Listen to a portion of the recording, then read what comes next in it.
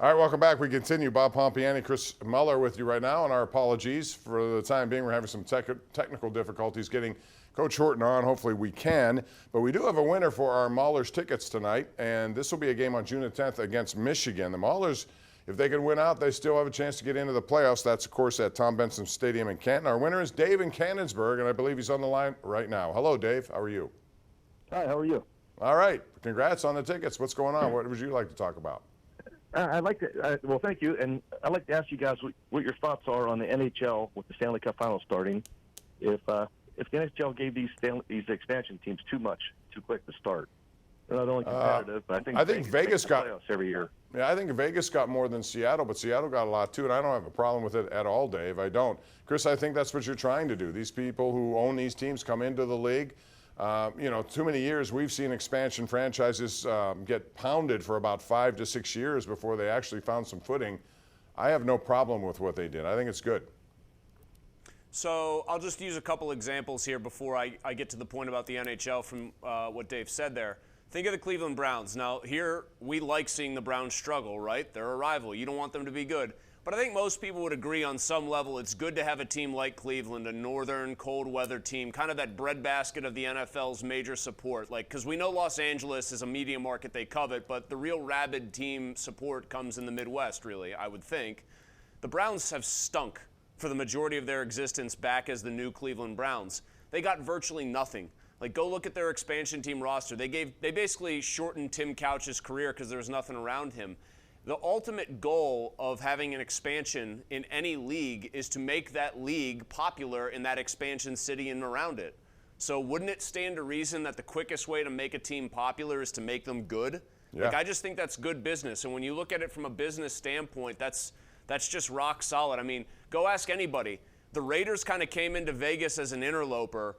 Vegas considers the Golden Knights their real team, the one that they actually have rallied behind to a high degree. That's good. Seattle having a good team right away is good. And listen, the Panthers have been around for a while, Bob, but if they bring a cup to South Florida, I know people there, it's always going to be a hard sell, but it gets easier when you got the hardware. There's no question about that. And, the bottom line is you have an opportunity to make a team good. You want the fan base in on it right off the bat, and you give them what they got, and then it's up to them to add on or subtract or whatever they do, and both those teams done. And by the way, Seattle today gave Ron Francis a 3-year extension after a really good season for them. He's done a good job with that team. They got deep into the Western Conference and lost out at the end to the Vegas Golden Knights.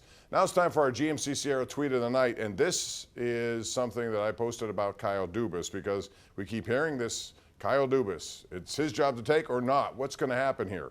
Well, quite frankly, how long do the Penguins wait on Kyle Dubas? To me, there are some issues here. One of them could be how much control he wants. The last structure had a GM and Brian Burke, who I still don't know exactly what he does, although he went on record as saying he could veto a trade. Kyle Dubas would never settle for that, I don't think. Or is it about term? Or is it about does he have a say in what he can do with a coaching staff?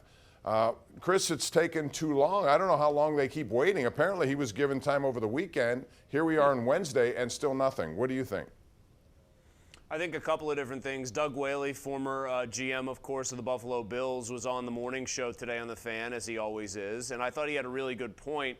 He brought up the fact that Dubas had already flirted with the idea of taking some time away, and that's pretty much why the Maple Leafs bounced him out there. And Doug said, if you're saying out loud that you're contemplating taking time away, you probably already have one foot in vacation mode or year-long sabbatical type of mode. Just the idea that you would say it publicly means you're sort of 1 foot out the door in that sense. So I would wonder about Dubas's kind of want to here, if that's where his mind is at, if it's on family business. And then the other thing is, too, and this is the part that sucks, I think, to hear if you're a Penguins fan, how desirable is this job?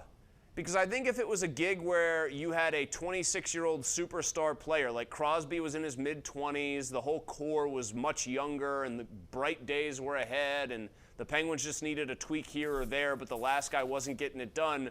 Bob, don't you feel like Kyle Dubas would jump at the chance here?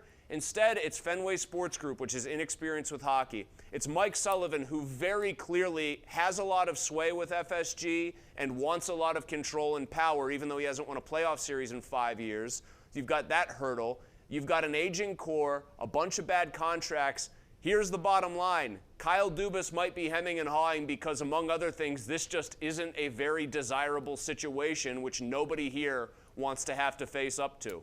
Or he could be waiting for the job in Ottawa, which currently does have a GM, although there's a new ownership group.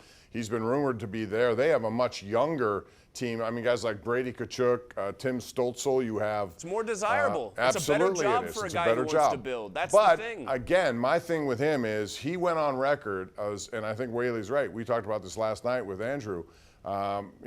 He said, I either stay here or I'm going to take a year off. If he accepts the job in Pittsburgh, that must be the first question asked. What made you do this after you said you were going to take some time? So there are a lot of unanswered questions, and I wonder how long they wait. Let's go out to Mike in Arnold, who joins us right now on line number 4. Hello, Mike. How are you tonight? Hi. Go ahead, Mike. Okay. I was wondering if the Keller, he's doing a great job. He really turned it around from last year to this year. He is great for what he's doing. Well, he showed that in the second half of last year, actually. He was one of the best pitchers in the league. So he has continued what he started there, and it's a good sign. He's certainly one of those guys I think the Pirates would like to wrap up if they can, just like they did Brian Reynolds, and I think those negotiations have gone on. But the longer this season goes, Chris, and if he has even more success, I wonder how much that influences how much money we're talking about with a guy like that.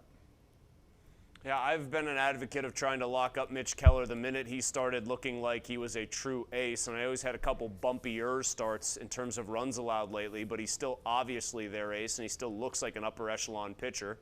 No Pirate has ever struck out 8 or more hitters in 7 straight starts until today with Mitch Keller.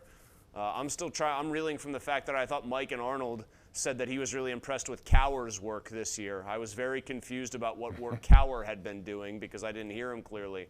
I would try to sign him right now. Yep. I'd try to buy out 2 years of free agency. That's what teams like the Pirates need to do, Bob. I think they should be proactive and be pretty highly aggressive with a guy like Mitch Keller. Why not? This is where you can throw your weight around a little bit and try to get guys to bite on a contract that they might not find viable in, 3 months. Let's squeeze in Jimmy from Point Breeze, who joins us on line 1. Go ahead, Jimmy. Hey, Bob. Hey, Chris. Thanks for taking my call. Sure.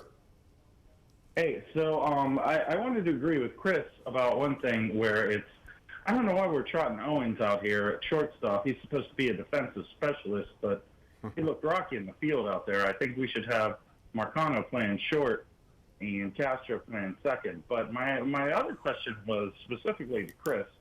I know, Chris, you said you think that Henry Davis, they had no intention of putting him at catcher.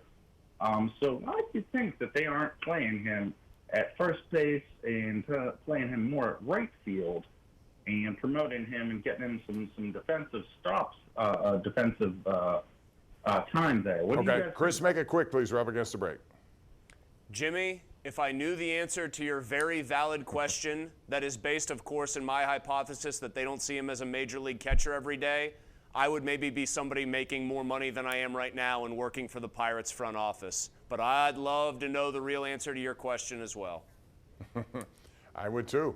Once again, congratulations to Dave in Canonsburg, winner of 4 tickets to go see the Maulers against the Michigan Panthers June 10th at Tom Benz.